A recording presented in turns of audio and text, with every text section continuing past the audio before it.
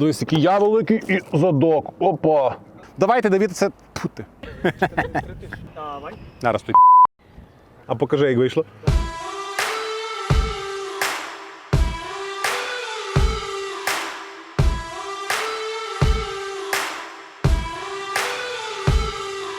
Так, давай.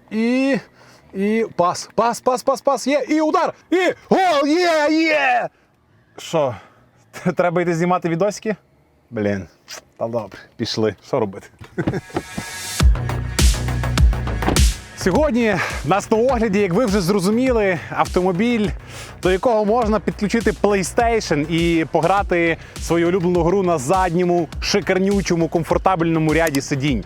Але не тільки. Сьогодні на огляді автомобіль Lysian L9. Перший україномовний огляд. Поїхали!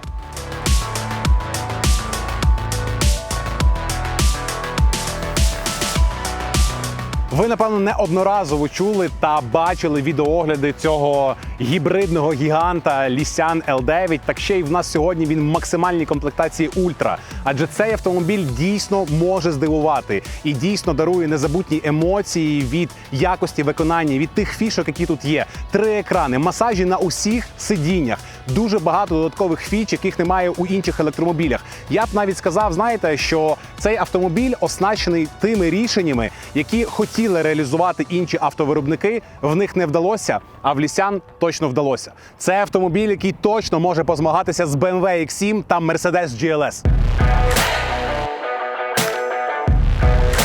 У нас на зйомці сьогодні 25-го року модель, повністю оновлена з новим процесором, посиленою пневмопідвіскою, більше камер та сенсорів, холодильник, 18-точковий масаж та додавались нові кольори кузова і салону. Потужність та розгін в цього автомобіля складає 449 кінських сил, а з 0 до сотки за 5,3 секунди. Запас ходу до 280 км на електротязі, плюс орієнтовно 1100 км на гібриді без підзарядки. Сучасна автономність, лідар, автопілот, утримання полоси, адаптивний круїз-контроль і, звичайно ж, дуже крута система автопаркування. Ну що, а як можна порівнювати L9 з BMW X7 і Mercedes GLS? Це дуже просто, адже габарити цього автомобіля в довжину 5 метрів 20 сантиметрів, в ширину 2 метри та в висоту 1,80 м. Справжній гігант.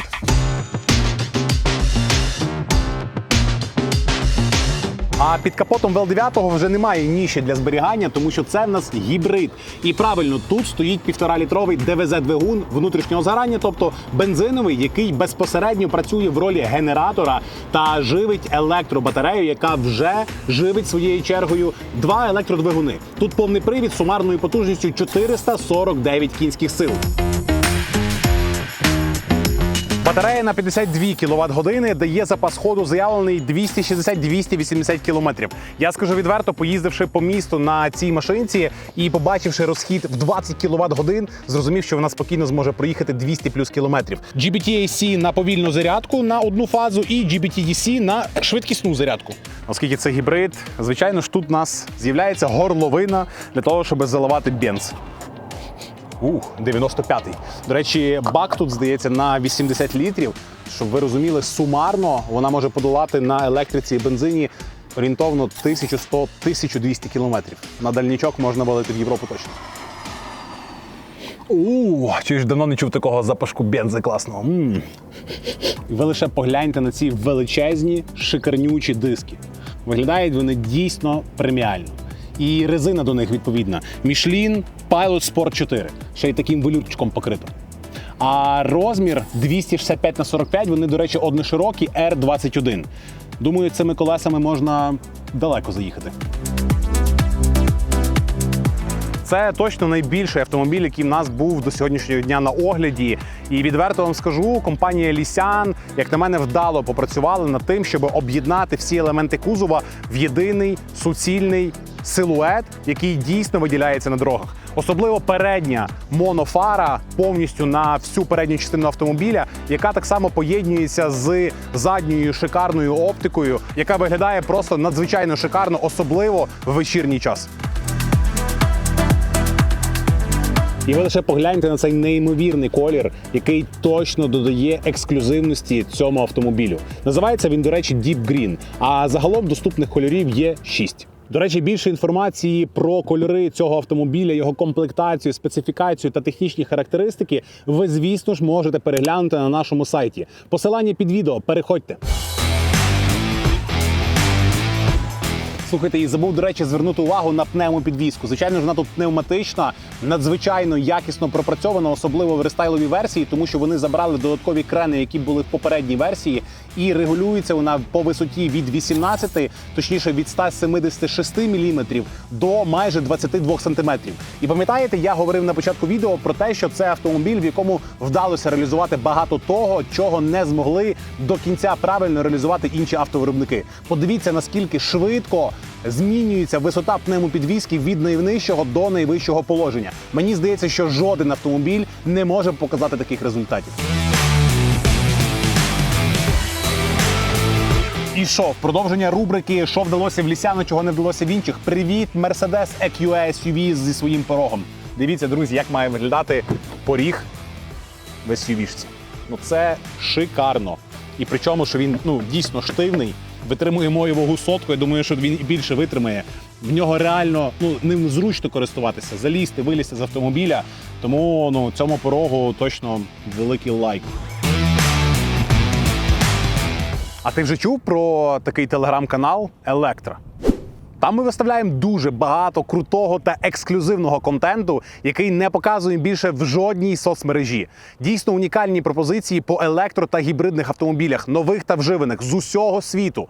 Тому якщо цікавишся світом електроавтомобілів, підписуйся за посиланням під відео. Будемо раді тебе там бачити. Це, напевно, найбільша задниця в автомобілі, яку я бачив. Але найцікавіше починається всередині.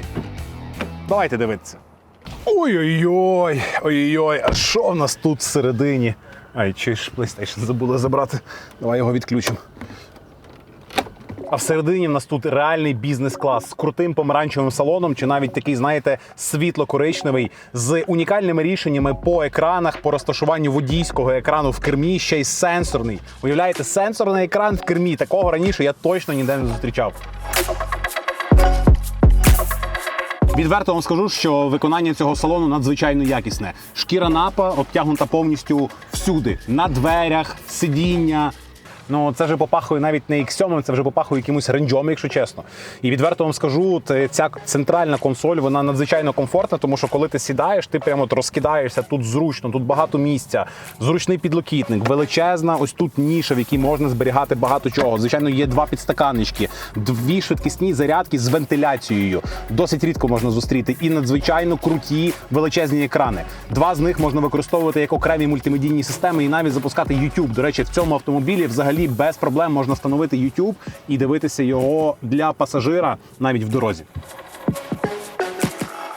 І, звичайно ж, тут є величезний HUD-екран, тобто проекція на вітрове скло, але найцікавіше рішення – це екран сенсорний на водійському кермі.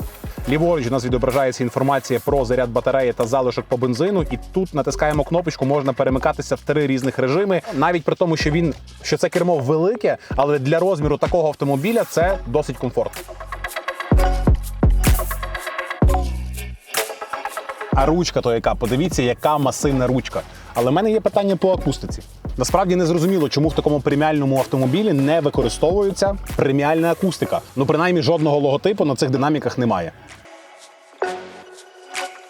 З заводу автомобіль вже йде англійською мовою. Більше того, без проблем можна встановити будь-які додатки, Waze, YouTube, Світ ТВ, Telegram, TikTok і так далі. І цим всім без проблем користуватися, тому що тут є інтернет в автомобілі, тут активний додаток, тобто можна без проблем керувати цим автомобілем з телефону. І, звичайно ж, надзвичайно багато додаткових налаштувань по автопілоту, по дисплею, по режимах поїздки. Тут, відповідно, можна регулювати повністю висоту підвіски, твердість підвіски, твердість керма, прискорення і так далі. Тобто все це можна надзвичайно інтуїтивно та зрозуміло налаштовувати в цьому автомобілі.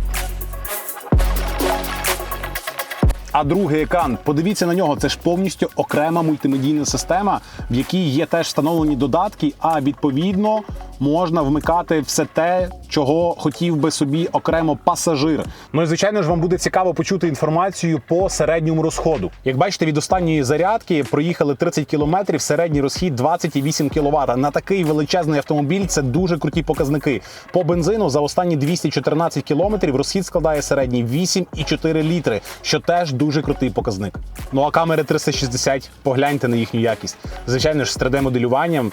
І мені здається, це, можливо, одні з найвдаліших камер 360 в автомобілі.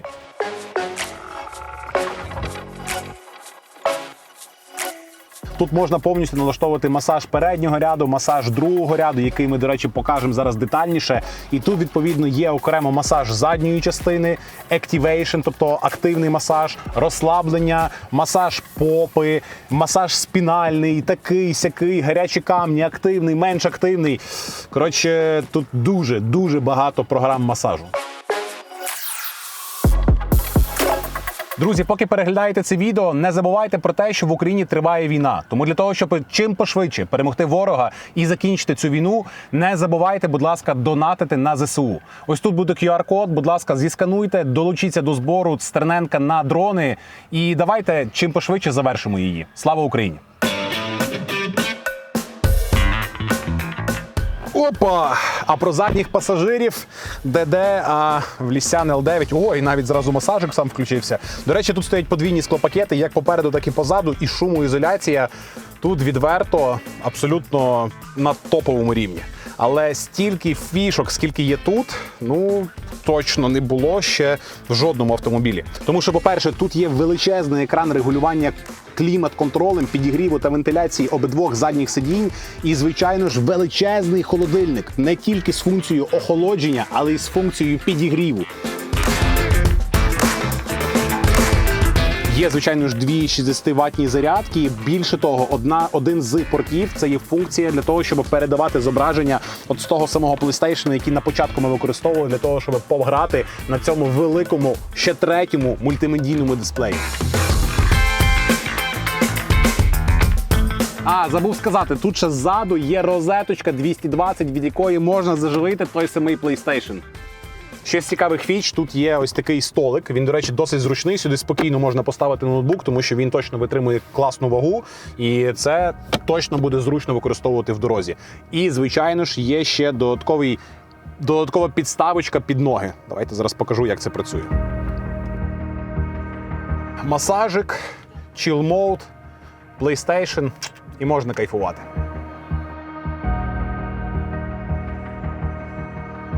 Ну і, звичайно ж, величезна панорама, хоча вона тут розділена на дві частини через те, що по центру стоїть екран, але це, скажімо, не заважає насолоджуватися неймовірним видом. І третій ряд. Два сидіння з регулюванням, електрорегулюванням спинки, підігрівом сидінь обидвох сидінь. Навіть є зарядочки Type-C, підстаканники і, друзі, увага, ще два ізофікса на третьому ряді. Ну що, і рубрика «Батьківська хвилинка». Ставимо крісло. До речі, як я вже казав, тут у нас 4 ізофікса. Так, беремо крісло. Опа! Двері, до речі, відкриваються досить широко. Крісло пролазить без проблем. Встановлюємо сюди ізофікс. Абсолютно без проблем. І для вашого малюка тут такий крутий простір. Йому буде максимально комфортно. І ще з корисних фіч для молодих батьків – це ось така камера Cabin Rear View, яку можна перемістити повністю собі сюди на екран і навіть на ходу спостерігати за своїми дітьми, чи в них там все нормально. Ну що, давайте ще відкриємо багажник цього монстра і подивимося, що ж у нас там. Чи він нас чимось порадує, чи навпаки розчарує. Ось так це все виглядає. Багажне відділення при розкладеному третьому ряді складає 332 літра. Добре, що хоча б є ніша під низом, хоча вона, до речі, досить неглибока, просто органайзер для того, щоб розмістити якісь елементи. І, в принципі, все. Але склавши сидіння, до речі, це робиться ось тут з кнопочок, це повністю електронне складання сидінь. Давайте покажу.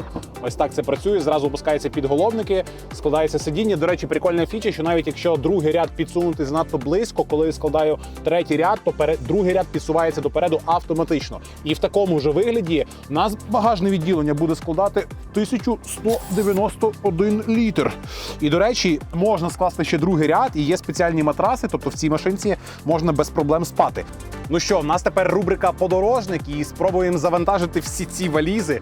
Як бачите, їх стало трошечки більше, а це все завдяки нашому новому партнеру магазину «Течка». Там валізи та усе для подорожей. Тому, якщо цікаво, посилання буде під відео. Ну, дивіться, тут насправді все дуже без проблем помістилося. Досить багато ще місця є, але, ну, питання, тоді машина стає 4-місною. Так, ну що, короткий тест-драйвик. Вже, щоправда, вдалося його зняти трішки пізніше ввечері. Я вже звертав увагу на те, наскільки зручний ось цей екран водія, і відверто вам скажу, це дійсно класне рішення. Тут класно пропрацьована лідар-система, зчитує, звичайно, пішохідні переходи, світлофори, усі машини, пішоходів, велосипедистів і так далі. Точно варто звернути увагу на роботу пневмопідвізки, бо тут вона дійсно на висоті. Зараз машина стоїть в найнижчому положенні, в комфорт-режимі, і відверто вам скажу, вона досить круто пропрацьовує усі нерівності, але при тому чітко тримається в поворотах. По подушці, ось цій на підголівнику, не розумію, чому інші автовиробники, бачив таке тільки в Мерседесі і ось тут в Лісяні по заводу не ставлять цих подушок, бо це реально зручно. Цей автомобіль, хоча і довжиною 5 метрів 20 сантиметрів, так, і шириною 2 метри, він дійсно величезний, але коли ти їдеш за кермом, ну, як на мене, не відчуваються цих таких, знаєте, громістких, занадто громістких габаритів. Звичайно, десь треба трішечки більше зусиль докласти, щоб поміститися, особливо десь на паркінгах. Ось, але по дорозі, ну, в мене особисто не виникає якогось особливого дискомфорту по цьому питанню. Щодо потужності і динаміки, дивіться, тут її достатньо. Надзвичайно круто те, що ти спокійно собі можеш обирати режим поїздки, так, тобто або повністю рухатися на електромоторі. Власник, до речі, цього електромобіля, гібридного автомобіля, перепрошую, звичка вже, по місту пересувається суто на електриці і каже, що реально 200 кілометрів ця машина спокійно виїжджає. А люди, до речі, повертають голови на цю машинку, задивляються, бо навіть і не знають, що це за машина. Я думаю, що більшість з них навіть не бачило такого силуету, тобто навіть не знайомі, в принципі, з таким брендом.